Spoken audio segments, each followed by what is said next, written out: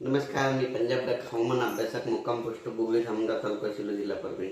आज आहे 15 जून 2024. आजपासूनचा परत शेतकऱ्यासाठी अंदाज देत आहे.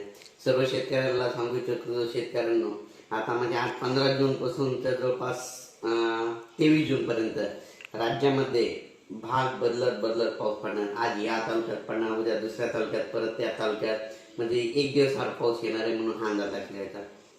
आणि परत एक सांगू इच्छितो, राज्यात सांगायचं झालं तर हा पाऊस मध्ये जवळपास पूर्व विदर्भ, पश्चिम विदर्भ, दक्षिण महाराष्ट्र, उत्तर महाराष्ट्र, कोकण पट्टी, खानदेश, मराठवाडा सगळीकडेच काय होणार आहे, भाग बदलत पडणार आहे म्हणून हा अंदाज लक्षात येतात. एकंदरीत परिस्थिती बघितली तर राज्यामध्ये काय झालं, पाऊस सुरू आहे पण सर्वदूरचा पाऊस नाही. पण सर्व शेतकऱ्याला सांगू इच्छितो, हा पाऊस सर्वदूर पडणारा नाही, भाग बदलत पडणार आहे. आज या तालुक्यावर पडत, आज या गावात पडेल तर उद्या दुसऱ्या गावात पडेल म्हणून हे अंदाज लक्षात येतात. आणि सर्व शेतकऱ्याला सांगू इच्छितो, मग नेमका पाऊस कधी येणार तर तुम्हाला एक सांगू इच्छितो, राज्यामध्ये म्हणजे सांगायचं झालं तर 25 जून पासून म्हणजे 25 ते 30 जूनच्या दरम्यान राज्यात सर्वदूर मोठा मुसळधार पाऊस पडणार आहे म्हणून हे अंदाज लक्षात येतात. पण त्याआधी तुम्हाला एक सांगू इच्छितो, राज्यामध्ये 15 जून पासून ते जवळपास 23-24 जून पर्यंत भाग बदलतच पाऊस पडणार आहे म्हणून हे अंदाज लक्षात येतात. सांगायचं झालं तर म्हणजे नंदुरबार जिल्ह्यात देखील पाऊस मध्ये भाग बदलत पडणार आहे, जळगाव जिल्ह्यात भाग बदलत पडणार आहे, नाशिक जिल्ह्यात भाग बदलत पडणार आहे, बुलढाणा जिल्ह्यात भाग बदलत पडणार आहे, अकोल्याकडे तसंच पडणार आहे, अमरावतीकडे तसंच पडणार आहे, वाशिमकडे पडणार आहे, हिंगोलीकडे, नांदेडकडे, त्याच्यानंतर यवतमाळकडे देखील भाग बदलत पडणार आहे.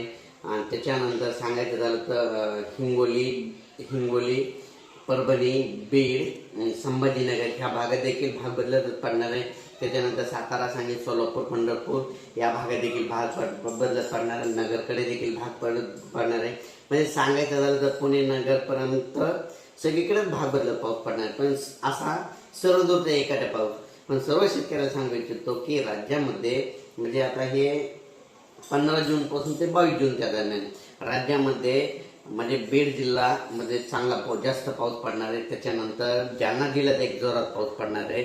त्याच्यानंतर संभाजीनगर एक पडणार आहे, बुलढाणा जिल्ह्यात एक पडणार आहे, परभणी जिल्ह्यात एक पडणार आहे, आणि नगर जिल्ह्यात एक पडणार आहे, आणि सोलापूर जिल्ह्यात एक. मध्ये ह्या 16 ते 22 मधला जरा मोठा पाऊस पडणार आहे. म्हणजे काही काही ठिकाणी ओढे नाले वाहतील, कुठं मुसळधार पडेल, वाऱ्यासहित अतिवृष्टी देखील होईल म्हणून हे अंदाज लक्षात घ्या. सर्वदूर पडणार नाही म्हणून ही सगळ्यांना अंदाज लक्षात घ्या.